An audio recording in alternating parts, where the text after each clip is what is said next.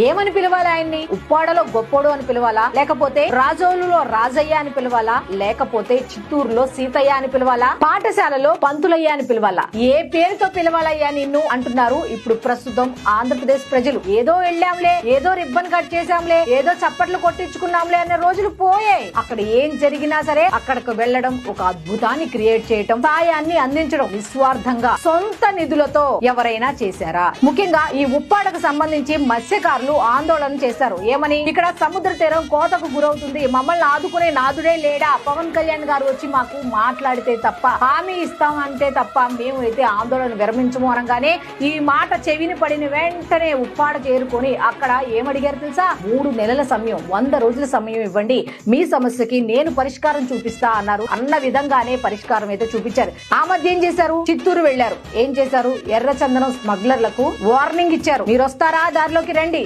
లేదా మీ దారిలోకి నేనే వస్తామని. మరి ఇక్కడ ఆయన సీతయ్యానికి పిలిపోతే ఏమని పిలవాలయ్యా? డౌన్లోడ్